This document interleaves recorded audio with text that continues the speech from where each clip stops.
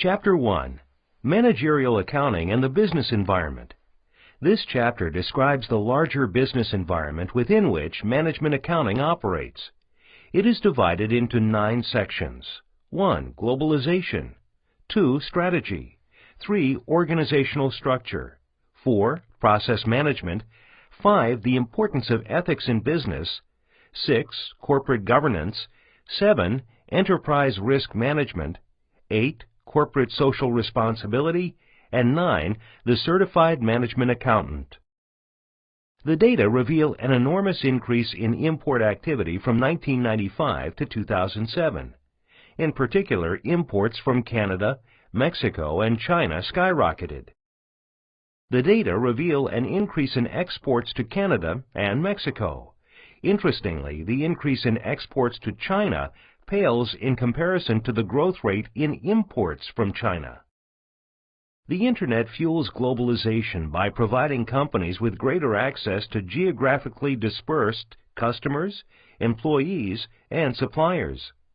While the number of Internet users continues to grow, as of 2008, more than 78% of the world's population was still not connected to the Internet. This suggests the Internet's impact on business has yet to fully develop. A strategy is a game plan that enables a company to attract customers by distinguishing itself from competitors. Part 1. Companies that adopt the customer intimacy strategy strive to understand and respond to individual customer needs better than competitors. Examples of companies that pursue this strategy include Ritz-Carlton, Nordstrom, and Starbucks. Part 2.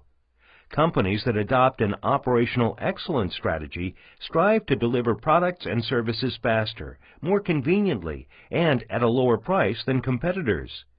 Examples of companies that pursue this strategy include Southwest Airlines, Walmart, and the Vanguard Group. Part 3. Companies that adopt a product leadership strategy strive to offer higher quality products than competitors. Examples of companies that pursue this strategy include BMW, Cisco Systems, and W.L. Gore. Learning objective number 1 is to understand the role of management accountants in an organization. Decentralization is the delegation of decision-making authority throughout an organization by giving managers the authority to make decisions relating to their area of responsibility.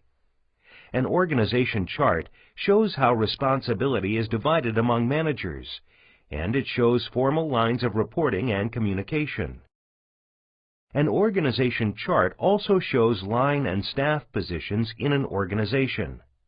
A person in a line position is directly involved in achieving the basic objectives of the organization. A person in a staff position is indirectly involved in achieving those basic objectives.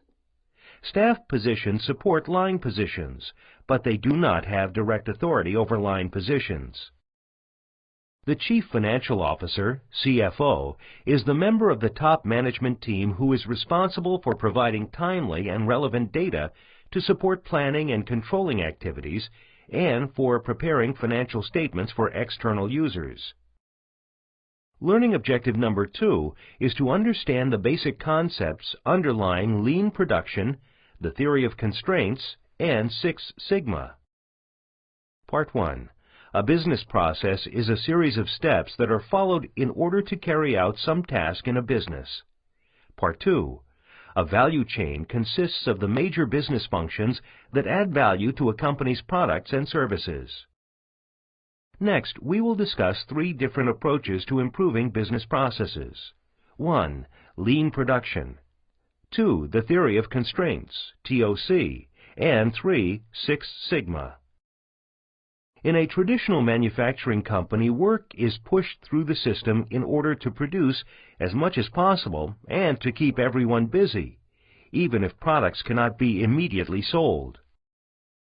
Part 1.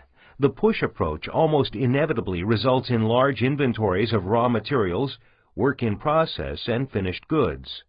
Part 2. Raw materials are the materials that are used to make a product. Part 3. Work in process inventories consist of units of product that are only partially complete and will require further work before they are ready for sale to the customer. Part 4. Finished goods consist of units of product that have been completed but have not yet been sold to customers. Part 1. The lean thinking model is a 5-step management approach that organizes resources, such as people and machines, around the flow of business processes, and that pulls units through these processes in response to customer orders. The first step is to identify the value to customers in specific products and services. Part 2. The second step is to identify the business process that delivers this value to customers. The linked steps that comprise a business process typically span the departmental boundaries that are specified in an organization chart. Part 3. The third step is to organize work arrangements around the flow of the business process. This is often accomplished by creating what is known as a manufacturing cell. Part 4. The fourth step is to create a pull system, where production is not initiated until a customer has ordered a product. This facet of the lean thinking model is often called just-in-time production, or JIT for short. Part 5. The fifth step is to continuously pursue perfection in the business process. The result of this 5-step process is to lower inventories, decrease defects, reduce wasted effort, and shorten customer response times. The lean thinking model can also be used to improve the business processes that link companies together. The term supply chain management is commonly used to refer to the coordination of business processes across companies to better serve end consumers. A constraint, also called a bottleneck, is anything that prevents you from getting more of what you want. The constraint in a system is determined by the step that has the least capacity. The theory of constraints is based on the insight that effectively managing the constraint is the key to success. The goal is to manage the constraint with the intent of generating more business, rather than cutting the workforce. The theory of constraints approach to process improvement involves 4 steps. 1. Identify the weakest link in the chain, which is the constraint. 2. Do not place a greater strain on the system than the weakest link can handle. If you do, the chain will break. 3. Concentrate improvement efforts on strengthening the weakest link. 4. If the improvement efforts are successful, the weakest link will improve to the point that it is no longer the weakest link. At this point, a new weakest link must be identified, and the improvement process starts over again. 6 Sigma is a process improvement method that relies on customer feedback and fact-based data gathering and analysis techniques to drive process improvement. The term 6 Sigma refers to a process that generates no more than 3.4 defects per million opportunities. Because this rate of defects is so low, 6 Sigma is sometimes associated with the term 0 defects. The DMAIC, Define, Measure, Analyze, Improve, and Control framework has 5 stages. 1. The Define stage identifies the scope and purpose of the project, the flow of the current process, and the customer's requirements. 2. The Measure stage gathers baseline performance data concerning the existing process and narrows the scope of the project to the most important problems. 3. The Analyze stage identifies the root causes of the problems that were identified during the Measure stage. The Analyze stage often reveals non-value-added activities that should be eliminated wherever possible. 4.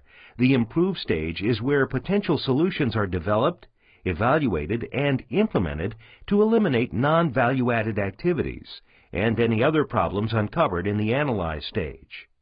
5. The Control stage ensures that problems remain fixed and that the new methods are improved over time. Learning objective number 3 is to understand the importance of upholding ethical standards.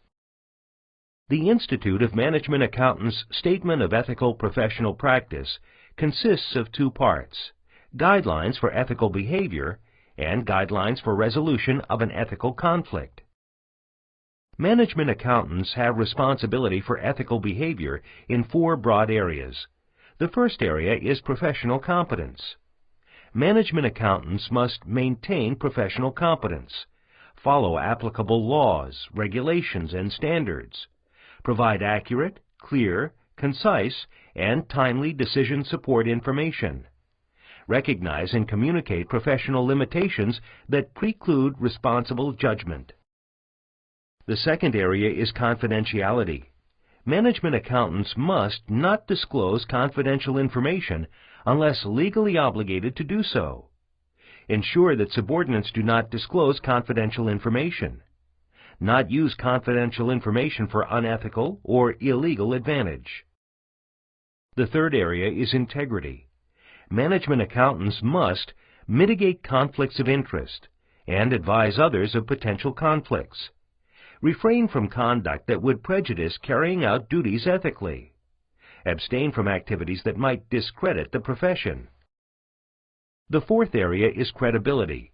Management accountants must communicate information fairly and objectively. Disclose all relevant information that could influence a user's understanding of reports and recommendations. Disclose delays or deficiencies in information timeliness, processing, or internal controls. When faced with an ethical conflict, the employer's established policies for conflict resolution should be followed. If the conflict cannot be resolved within established policies, a management accountant should discuss the conflict with immediate superior or next highest uninvolved manager. If immediate supervisor is the CEO, consider discussing the conflict with the board of directors or the audit committee. Remember that contact with levels above immediate supervisor should only be initiated with the supervisor's knowledge, assuming the supervisor is not involved. Additional guidelines for an unresolved ethical conflict are: except where legally prescribed, communication with individuals not employed by the organization is not appropriate. Clarify relevant ethical issues with an objective advisor, such as a member of the IMA's Ethics Counseling Service. Consult an attorney regarding your legal obligations. Ethical standards are motivated by a very practical consideration. If the standards are not followed in business, then the economy, and all of us, would suffer. Abandoning ethical standards would lead to a lower standard of living with lower quality goods and services, less to choose from, and higher prices. In short, ethical standards are essential for the smooth functioning of an advanced market economy. Many companies have a formal code of conduct.